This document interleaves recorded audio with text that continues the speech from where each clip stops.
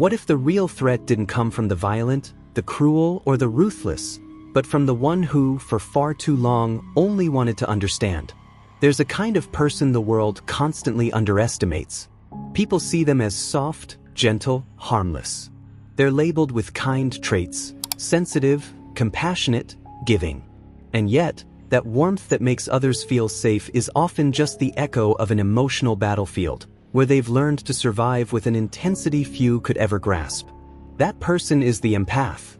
And paradoxically, as strange as it sounds, under certain conditions, they can become the most unpredictable, most dangerous, and hardest type of person to neutralize. It's not that the empath chooses danger or wants to dominate like a tyrant. What makes them unsettling is that their power isn't visible at first glance. It's hidden, like lava beneath calm ground. The tension that builds up after years of biting their tongue, deep disappointments, unreturned love, and inner wars not to retaliate, doesn't vanish. It sharpens, quietly. And when it erupts, it doesn't look like rage. It doesn't shout. It doesn't destroy blindly. It strikes with surgical precision, because they've felt every wound, and they've learned exactly where everyone else's weak spots are. No one understands the human soul better than the one who has felt it deeply, even when it hurt. The empath doesn't need to snoop, interrogate, or play games. All they have to do is look. Notice the tiniest gesture. Hear the words others ignore. Their emotional radar has been shaped by years of living inside other people's skin. They're fluent in the unspoken. And once they stop using that gift to help, once they decide protecting themselves matters more than saving others, what used to be empathy becomes strategy. That's where Machiavelli's thinking suddenly fits like a glove. He never wrote about empaths, but his ideas about power, perception, cunning, and the need to never appear as you truly are resonate perfectly. Machiavelli knew that power doesn't just come from force, but from emotional intelligence, cold calculation masked as charm, and a well-crafted appearance of virtue that hides unthinkable intentions. An empath betrayed one too many times can adopt that mindset. They can learn, like the prince, that a kind heart is useless if the world refuses to hear it beat. And when that shift happens, what once looked like vulnerability becomes razor-sharp clarity. The painful clarity, yes, but also freeing. They stop seeking to be understood. Stop needing fairness. Stop expecting others to be sincere, kind, or loyal. They no longer bleed over their own expectations. They've seen, with brutal clarity, the gap between what they give and what they get. And something inside them changes, permanently. They still feel, of course. They don't become monsters. But they choose not to show it anymore. They start hiding their tenderness like it's a dangerous secret. They act not from raw emotion, but from a new kind of calm, tighter, colder. They learn to walk away without noise. To leave people, places, and dynamics without drama or explanation. They learn to protect what they love in silence, without asking permission. And when they're pushed to act, they don't explode. They execute. This blend of emotional depth, quiet intelligence, and battle-tested resilience makes them terrifying. They don't hurt for pleasure, but if they're forced to the edge, they don't flinch. Because they've learned, like Machiavelli preached, that in certain situations, traditional morality is a trap. That sometimes justice isn't something you wait for, it's something you carry out. That the world doesn't respond to kindness with gratitude, it responds with hunger. And if you want to keep feeling without becoming a victim, you have to defend yourself like someone who feels nothing at all. A dangerous empath isn't born, they're built. Slowly, over time, with every betrayal they forgave, every pain they swallowed, every time they sat in silence while everyone else kept talking. Until one day, without warning, they become something else. They don't beg to be understood anymore, they use their understanding. They don't offer their inner world as an open book anymore, they encrypt it. Their power no longer lies in empathy as softness, but in empathy as information. And knowledge, as Machiavelli knew well, is the deadliest weapon when used cold. Who's more dangerous than the one who understands exactly how you feel, but no longer wants to protect you? Who can defeat the one who sees straight into others' souls, but has learned to guard their own with silence? Who could outmaneuver someone who's always lived on the emotional edge, feeling everything for everyone, and now finally feels for themselves. They don't have to shout, or threaten, or impose. All they have to do is watch, understand, and act. Because once the empath stops running, they don't become someone else. They become who they truly are, without fear. And in a world that only knows how to devour or be devoured, that makes them unpredictable. Because nothing is more lethal than someone who's suffered too much, and still knows how to look you in the eyes. The empath's transformation into their most dangerous form doesn't happen overnight. It's a slow process, almost invisible, like water wearing down stone over time. Every disappointment, every unanswered word, every gesture left hanging, every truth ignored leaves marks, not on the skin, but on the way they read the world. At first, they try to make sense of it all. Maybe the other person didn't know, maybe they didn't notice, maybe they were hurting too, maybe the world isn't cruel, just distracted. But over time, those justifications collapse under their own weight, and something shifts behind their eyes. The empath who hits rock bottom doesn't become bitter, they become clear. And that clarity has nothing to do with emotional numbness. It's the kind of clarity that comes from watching closely, from pain that strips away illusions, from the exhaustion of giving without return. They realize the world isn't shaped by emotional reciprocity, but by power, interest, and the ability to stay in control. They learn that emotions, far from being a shared language, are a vulnerability when offered without discernment. And that sensitivity, when left unguarded, becomes exposed flesh under a brutal sky. That realization changes them. They no longer need the other person to change. They stop begging to be understood, stop explaining themselves to earn grace. They step back quietly. They change without announcing it. And while many still see them as they once were, the kind, the giving, the understanding, inside, they've already shifted. They've chosen to guard their humanity like a sacred secret, inaccessible to those who never learned how to care for it. This is where the empath and Machiavellian thinking intersect. Machiavelli taught that to wield real power, you must know when to show virtue and when to hide it. That it's not always wise to be what you are, but to appear as what works. That adaptability, even on a moral level, is more valuable than rigid consistency. The dangerous empath understands this in their bones. Being good without boundaries is an open invitation to be used. So they choose to hold on to their kindness, but no longer offer it freely. They still feel everything, but no longer display it as a gift. They've seen what happens when you give without strategy in a world that feels no guilt. This new way of holding their sensitivity becomes a quiet advantage. They listen not to connect, but to understand.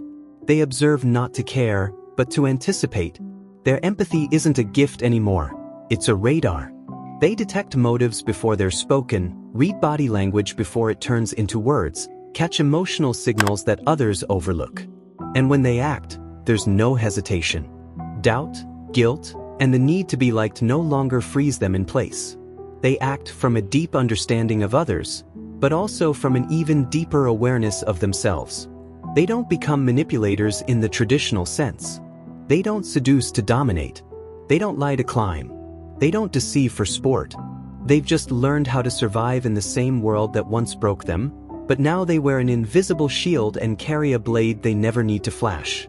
They won't strike unless it's necessary, but if they do, they won't miss.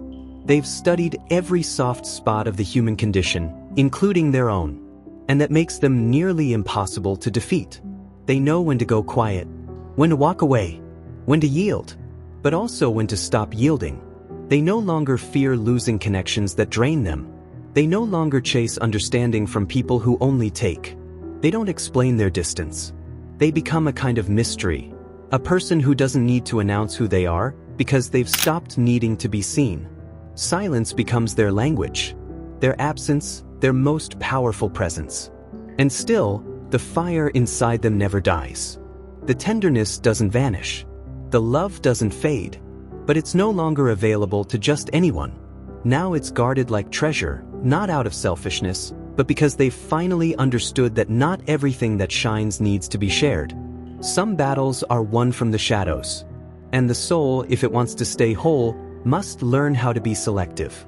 This kind of empath can disarm people without saying a word. Their presence alone makes the masks tremble. They've seen the truth behind every smile. They've forgiven too much, waited too long, and they no longer need to convince anyone of anything. They just want to inhabit their own space, with loyalty, without diluting themselves in one-sided love. In that quiet firmness lies a power that unsettles, the power of someone who no longer wants to conquer, only to protect their peace. It's not revenge that moves them, not bitterness, just the radical decision to stop betraying themselves, to stop sitting at tables where they were never truly welcomed, to stop letting their sensitivity be consumed by people who only take. And that choice, made not out of anger, but out of self-respect, sets them free. And the free, in a world built on emotional dependencies and power plays, are always a threat. You don't have to be cruel to be feared. Sometimes all it takes is the absence of fear. Because the one who has faced pain and hasn't lost their tenderness, but no longer gives it away carelessly, becomes unstoppable. They've made peace with their darkness, embraced their light, and learned that you don't need to show either one in order to wield both. The dangerous empath isn't a monster. They're actually a higher form of consciousness, a soul that's been rebuilt from broken pieces. One that holds on to its sensitivity without letting it destroy them. One that has let go of being a victim without turning into a perpetrator. One that has chosen a solitary path, not out of pride, but out of reverence for who they are. And maybe that's why their very existence is uncomfortable to witness. Because they prove it's possible to feel deeply without being weak, to love without surrendering, to understand without being used. And in a world that's turned cynicism into survival, their presence is an anomaly, the threat. A reminder that it's still possible to be fully human, just with an edge. In the end, it all comes down to a quiet choice, an almost invisible shift that happens deep within the soul, the decision to stop asking for permission to be yourself. The empath who has walked through the fire of abandonment, disappointment, and one-sided devotion doesn't become a colder version of who they once were.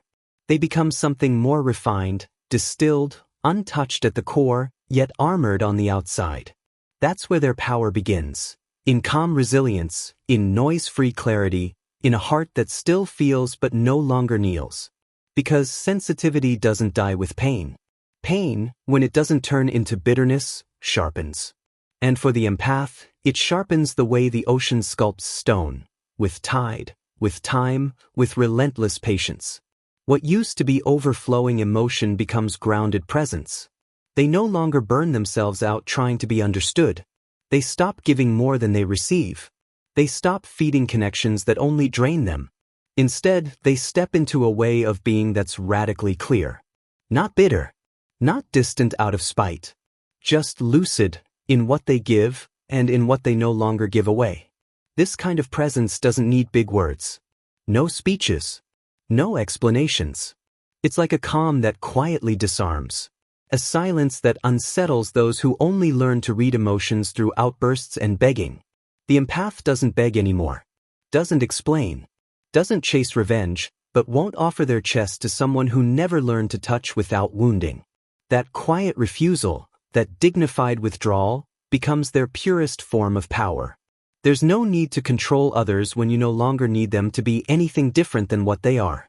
And that realization, painful and transforming, draws a clear line between who they were and who they now are. It's the moment they understand that no one is obligated to care, to reciprocate, to see them clearly. That disappointment doesn't always come from cruelty. Sometimes it's ignorance, sometimes it's emotional incapacity. But what comes next matters even more. The decision to stop showing up in places where the soil is no longer fertile. The choice to grow their own garden instead of planting in someone else's desert. This is where the empath's danger fully reveals itself. Because they don't have to destroy anything to make everything fall apart. All it takes is for them to leave. To stop holding up what everyone else took for granted. To pull back their presence, their listening, their gaze that understood without judgment. And suddenly, what seemed stable begins to hollow out. Not because of hatred, because of absence. The empath was, without many realizing it, the invisible scaffolding holding up other people's chaos. Their exit doesn't scream, but it echoes. And that echo rings, not with resentment, but with truth. The truth of someone who's learned how to stay without losing themselves. Who's made a home out of silence, a shield out of boundaries, a sword out of self-respect. Call them distant. Call them cold. Call them selfish if you must. But it's not true. They've simply stopped offering what was never valued. They've come to understand with radical calm that you cannot keep giving where nothing grows. That protecting your heart isn't closing off. It's choosing wisely where to open. What's fascinating and a little unnerving is that this kind of person doesn't want followers. They don't need to influence. Their very way of being, without noise or neediness or decoration, becomes a mirror, a painful one, for those who never learned how to truly see themselves. Because the empath, once they've dropped the role of emotional savior, stops holding up the masks of others. And in doing so, they expose the hollowness in so many of our connections. Their presence now demands a reciprocity they no longer request, but its absence is impossible to ignore. This is what makes them dangerous in the most essential sense, not because they hurt, but because they reveal. Not because they shout, but because their silence weighs heavy. Not because they seek power, but because they no longer need it to be whole. And in a world addicted to attention, noise, and codependency, that kind of wholeness is deeply disruptive. It's a threat, not because of what they do, but because of everything they've stopped being willing to do. In this new terrain, empathy is still alive, but it's changed form. It's no longer handed out like a naive gift. It's offered with intention, as presence, as chosen connection, as a gaze that sees but no longer absorbs. The empath has learned that they're not here to save anyone. That not every pain needs to be carried. That sometimes, the highest act of love is to let someone face their own abyss. That not every wound needs a healer. Some need silence more than comfort. And within that emotional maturity, a different kind of freedom blooms. Not the freedom of those who feel nothing, but of those who've learned how to feel without losing themselves. Who've understood that they don't have to justify their sensitivity or use it as currency. Who've seen that feeling deeply isn't weakness, but displaying it carelessly can be.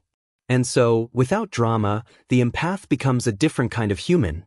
One who doesn't need to take up space to be profoundly felt. To the outside world, they may seem like they've disappeared, like something broke inside them, like they're not who they used to be. But the truth is, something aligned. Something came into focus. A quiet kind of dignity. A self-love forged in solitude. A peace negotiated with their own past. They no longer seek to be seen. No longer crave understanding. No longer wait to be chosen. They've chosen themselves. And that one act, so quiet, so unannounced, has the power to unravel every system built on external validation.